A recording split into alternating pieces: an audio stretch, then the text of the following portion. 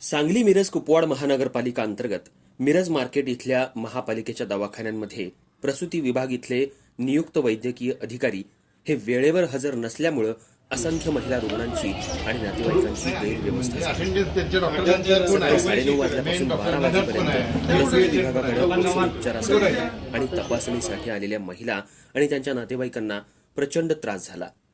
अत्यल्प बैठक व्यवस्थेमुळे गर्भवती महिलांना आसरा मिळेल तिथं उभं राहावं लागलं। दवाखान्यामध्ये काम करणाऱ्या स्टाफना पुरेशा पंख्यांची व्यवस्था करून दिलेली असून प्रतीक्षा कक्ष असलेल्या महिलांच्या कक्षेमध्ये कुठेही फॅनची व्यवस्था केली गेली नाही। याबाबतची माहिती सामाजिक कार्यकर्ते मुस्तफा बुजुर्ग यांना मिळाल्यानंतर त्यांच्या सहकाऱ्यांनी संबंधित अधिकाऱ्यांना प्रश्नांची सरबत्ती करत धारेवर धरल्यानंतर प्रशासन जागं झालं। निष्काळजीपणे सेवेकडे दुर्लक्ष केलेल्या सर्वांवरती योग्य ती शिस्तभंगाची कारवाई झाली पाहिजे अशा प्रकारची मागणी यावेळी करण्यात आली। यावेळी मुस्तफा बुजुर्ग, बाळासाहेब पाटील आणि इतर सामाजिक कार्यकर्ते उपस्थित होते।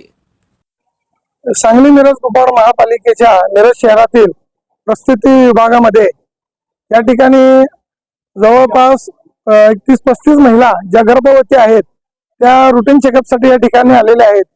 11:30 वाजून गेले, 12 वाजायला आले तरी अजून या ठिकाणी डॉक्टरांचा पत्ता नाही।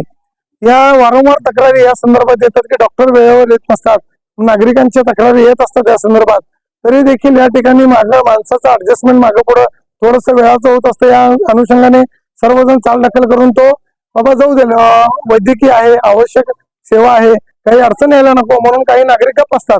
पण आज या ठिकाणी उष्माघाताची लाट संपूर्ण राज्यामध्ये आलेली असताना गर्भवती महिलांना असं तात्काळ उन्हामध्ये विटीस धरल्यासारखा प्रकार या ठिकाणी आरोग्य विभागाच्या प्रसूतीगृह प्रशासनाकडून होत असल्याचे निदर्शनास येत आहे।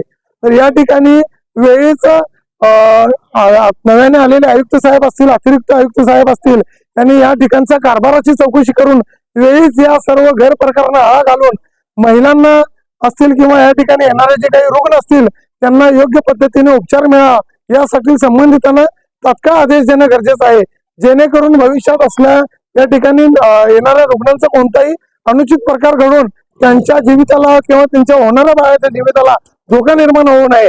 या ठिकाणी मी वारंवार मागणी करून प्रसूतीगृहाचे सुशोभीकरण म्हणजे सुसज्ज प्रसूतीगृह निर्माण करण्याचे ज्यावेळेला आंबोळे साहेब या ठिकाणी आरोग्य अधिकारी होते त्या ठिकाणी या सगळे नव्याने गोष्टी निर्माण केलेल्या आहेत, याचा लाभ लोकांना घ्यावा म्हणून लोक या ठिकाणी येतात, पण त्याचा वेळीच लाभ मिळत नसेल तर त्याचा फायदा काय? प्रशासनाचा कानडोळा होत असल्याने आणि या ठिकाणी जे काही अधिकारी असतील, जे काही संबंधित काही विभाग प्रमुख असतील ते सुस्तावले गेलेले आहेत आणि निर्णावले गेलेले आहेत।